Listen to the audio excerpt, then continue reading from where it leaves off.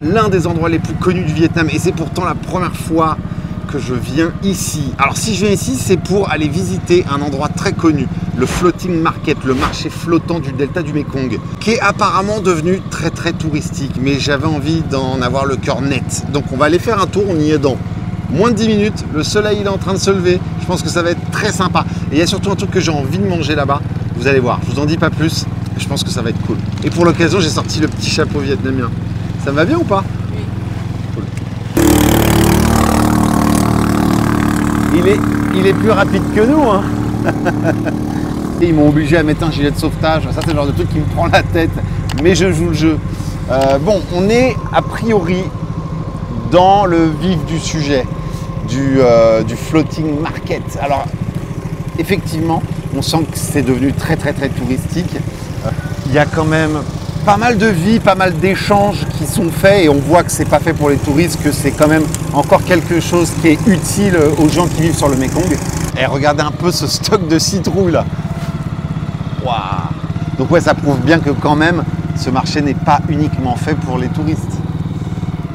Il y a quand même plein de trucs qui se passent à droite à gauche, c'est sympa. Il faut bien vous dire que les gens que vous voyez sur les bateaux là, c'est pas juste pour venir vendre leurs citrouilles et leurs ananas. Ils vivent sur leur bateau pour la plupart.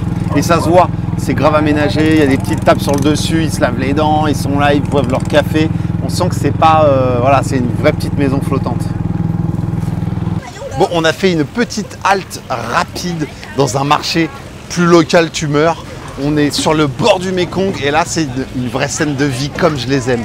Il y en a dans tous les sens, il y a des trucs de ouf, je viens de voir des crapauds dépecés encore vivants. Ça, j'avais encore jamais fait, les amis. Voilà. Du coup, c'est le genre de moment où on se perd un peu à droite, à gauche. Il y a plein de trucs, il y a plein de poissons frais qui viennent du Mekong. Il y a plein de choses à voir, j'adore.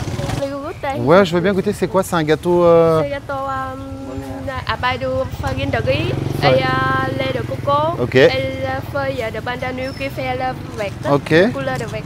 Oui, et les... Sympa, je vais goûter ça. On n'est pas venu pour couper des crapauds vivants, on va se prendre un petit truc. Il est 6 h du matin, même pas.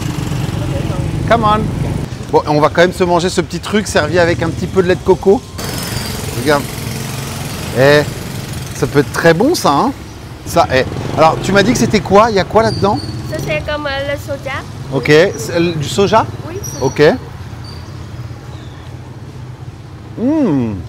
Ah ouais, c'est trop bon. Parfait pour commencer la journée. Le lait de coco un peu chaud. On est à mi-chemin entre un mango sticky rice. Quelque chose de très similaire. Moi, j'adore. C'est du pandan. Pandan. Oui, c'est pandanus, la feuille de pandanus. Ah, c'est ça. Donc, c'est de la feuille de pandan avec du lait de coco. Et ouais, c'est très bon. On va manger ça. On va continuer la petite balade. On va retourner sur le bateau et on va aller au floating market. En tout cas, ce qui est sympa, c'est que c'est quand même très authentique. Ça, je dois le reconnaître. C'est très sympa. Là, au moins, il n'y a pas de touristes. Alors ça, c'était l'avantage de le faire depuis notre guest house. Voilà. Si tu fais un tour depuis Saigon, comme 80% des gens, ça va être éclaté. Je préfère te le dire. Et il y en a sûrement parmi vous qui sont en train de regarder cette vidéo et qui n'aiment pas ce que je suis en train de vous dire.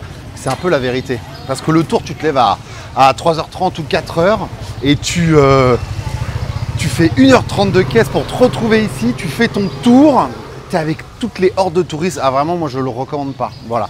Donc si vous avez un petit peu de temps, venez directement dans le delta du Mekong et dans la description, je mettrai même le nom de la guest house où on a dormi qui est très sympa.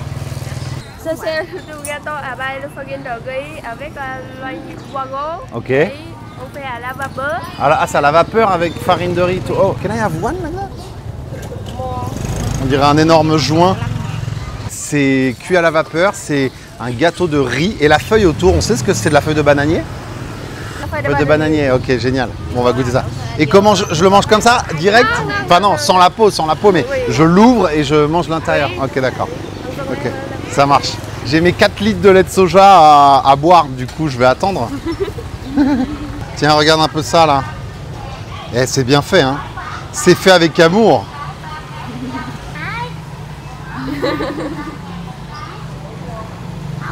Oh. C'est plutôt salé que sucré.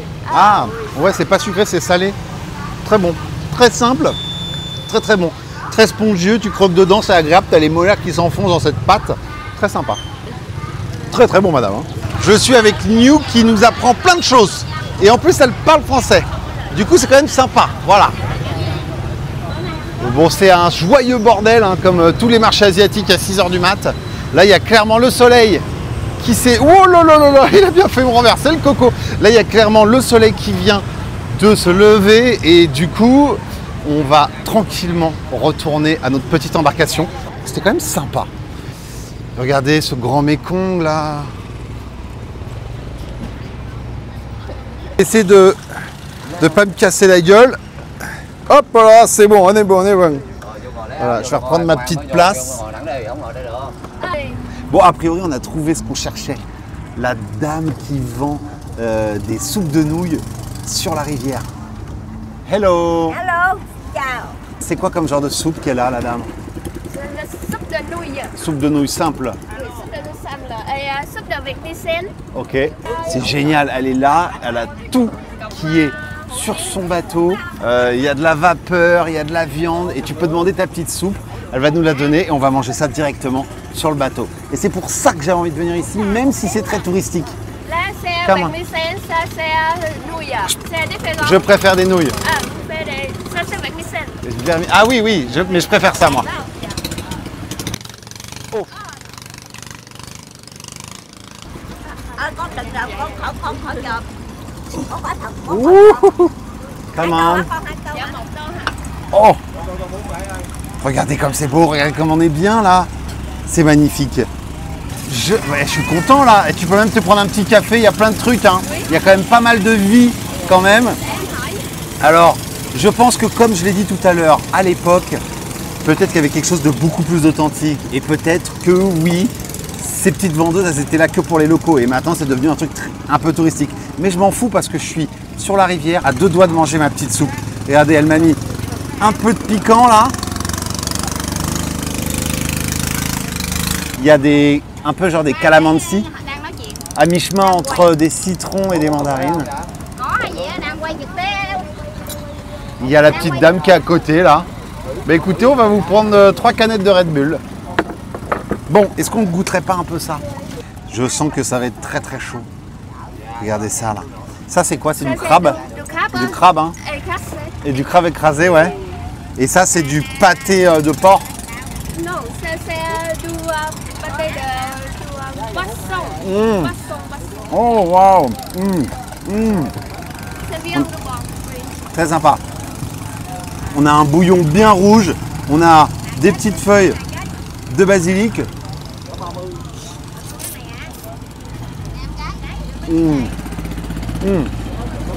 Magnifique. Oh là là. Encore une fois, comme je le dis très souvent, selon l'endroit où on mange quelque chose, le goût varie.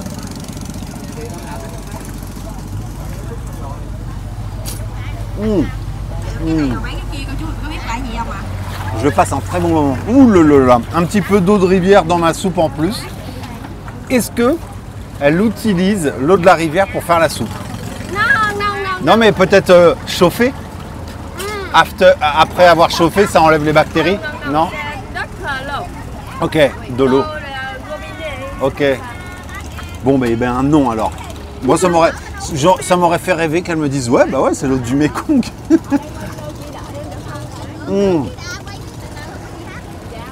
La soupe est très simple. Il y a des bouts de tomates à l'intérieur. Du coup, ça donne un petit côté un peu rouge à la soupe. C'est très sympa. Ça fait combien de temps qu'elle fait ça, la dame? Qu'elle vend des soupes? Cô bán này bao nhiêu năm rồi? 20 mấy ta? 24 ans. 24 ans. Ça a dû énormément changer en 24 ans ici. Nice. Really good. Come on. 24 ans à vendre des soupes sur le delta. C'est lourd, non? Alors, il faut bien prendre en compte que si vous venez ici et vous vous attendez à voir un marché comme à Bangkok avec des petits bateaux super mignons, c'est pas du tout l'ambiance ici. C'est plus un marché de grossistes qui viennent avec 300 citrouilles, 300 ananas et qui vendent aux acheteurs à côté. Voilà. Et en... Oh Alors ça, c'est les aléas du direct. Parce que tu as la planche qui est rajoutée pour faire une table. Si elle vient taper sur le bord, bah, ça en fout partout. Et je te parle pas des éclaboussures de bateau qui envoient un petit peu d'eau de rivière dans ma soupe. Bon, en tout cas, j'ai eu la chance d'avoir un petit café en plus. Un petit café au lait. Oh là là. C'est le meilleur café que j'ai jamais bu, les cocos.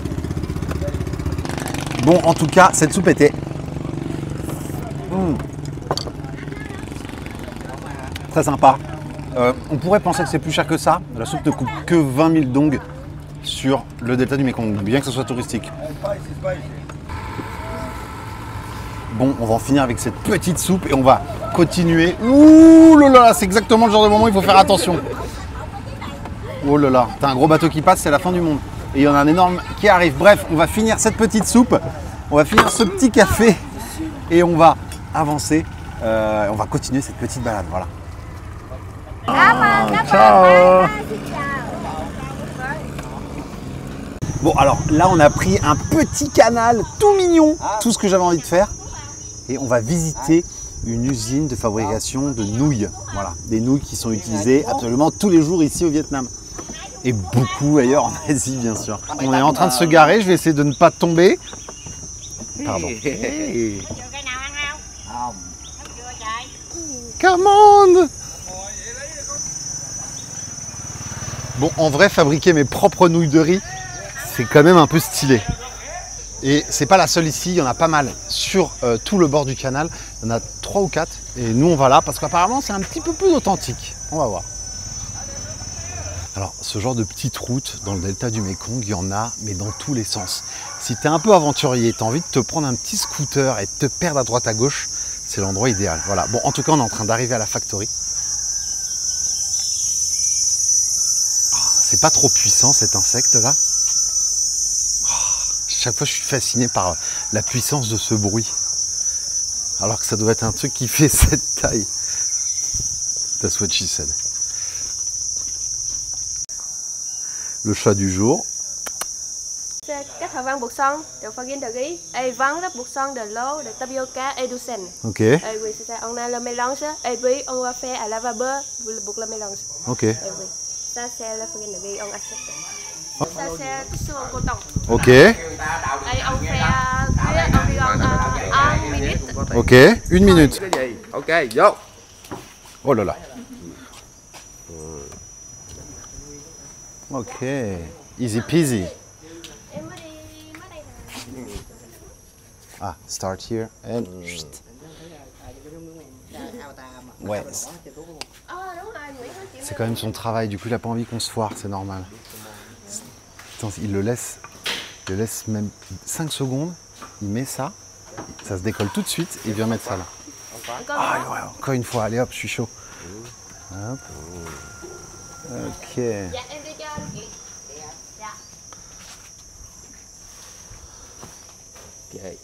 Okay.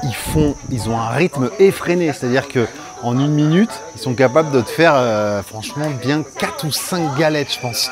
Et tu as un énorme feu en dessous qui crée de la vapeur, qui crée de la chaleur.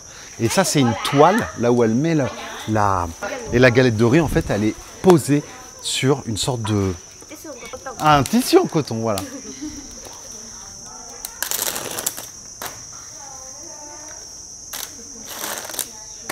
Et donc en fait, après avoir fait sécher les galettes de riz pendant 4 ou 5 heures au soleil sur des barres en bambou là-bas, ils viennent les retirer, ils mettent un peu d'huile pour que ça soit plus simple à enlever.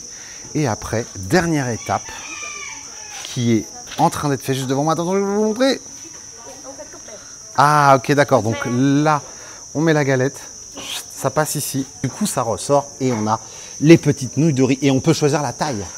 On peut choisir la taille de la nouille. C'est ça, ok, ouais. Comme, tu peux choisir différentes tailles de nouilles. Il faut y aller, hein.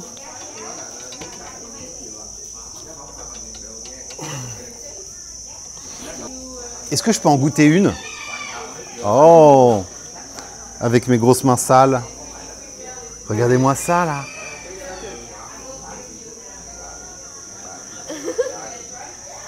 Sympa. c'est pas mieux. Non, c'est pas cuit. Je pensais pas un jour que je verrais une usine de fabrication de nouilles. Je suis content d'avoir fait. Taxi. C'est le moment où je tombe dans le canal. Oh la putain. Ouh. Alors il arrive très souvent qu'on s'arrête comme ça au milieu du Mékong, du delta, parce que il y a beaucoup de plastique dans la rivière. Et très souvent, l'hélice du moteur du monsieur là se bloque dans le plastique. Bon, c'est pas très grave, il a tout ce qu'il faut, il enlève ça en 5 minutes, on est reparti. Il faut bien garder en tête que le delta du Mékong, c'est quand même un peu sale et que. Alors il y a des endroits très très beaux, mais on va dire que les anciennes générations ont plus pour habitude de jeter un peu le plastique dans la rivière, dans les canaux. C'est un peu embêtant. Et il n'y a pas trop de système de récupération des ordures. Et donc forcément, ça pose un petit problème. Mais a priori, les nouvelles générations sont quand même plus, voilà, comme très souvent, sont quand même un petit peu plus ouverts sur la question de la propreté dans le delta du Mékong. Donc j'imagine essayer de faire un petit peu plus gaffe. Un des moments les plus cool de cette petite visite, c'est la balade finale dans les petits canaux, donc très resserrés du delta du Mékong. Et là, du coup, tu es entouré par une sorte de mangrove, une sorte de jungle, des petites habitations à droite à gauche. C'est très sympa. C'est silencieux. On n'a pas envie d'écouter un youtubeur raconter sa life. On arrive à terme de cette vidéo, donc petit débrief comme j'aime bien le faire. Est-ce que vous devez ou pas venir faire un tour dans le delta du Mékong et est-ce que ça vaut le coup? Alors je pense que ça peut valoir le coup, comme je vous l'ai dit tout à l'heure, si vous venez passer quelques jours dans le delta du Mékong. Parce que oui, c'est très beau, tu peux louer un scooter, te balader, ça vaut le coup. Le tour qu'on a fait aujourd'hui, il est certes très touristique. Pour quelqu'un qui n'a pas trop eu l'habitude de venir en Asie, je pense que oui, ça peut valoir le coup de faire ce petit marché. Si vous avez déjà fait d'autres marchés flottants, peut-être que vous risquez d'être légèrement déçu. Il ne faut pas vous attendre à plein de bateaux dans tous les sens. Ça n'a rien à voir avec celui qu'il y a à Bangkok. C'est des grossistes qui viennent avec des énormes bateaux. Et il n'y en a pas 20 000. Donc il n'y a pas du chahut dans tous les sens où ça crie. Vous attendez vraiment pas à ça. Moi, en tout cas, dans cette vidéo, tout ce que je voulais, c'était vraiment manger ma soupe de nouilles à 6 h du mat sur le delta du Mékong. Et c'est mission réussie. Du coup, je suis très content. Et visiter la petite fabrication de nouilles de riz, ça m'a énormément plu. Finir le trajet sur les petits canaux, c'est génialissime. Donc en tout cas, je vais vous laisser avec ces quelques petites images du delta du Mékong et j'espère que ça vous a plu. Peut-être que ça vous a donné l'envie de venir visiter et du coup, c'est mission réussie pour moi aussi. Voilà. En tout cas, je vous laisse et on se voit dans 3 jours pour la prochaine vidéo. Salut!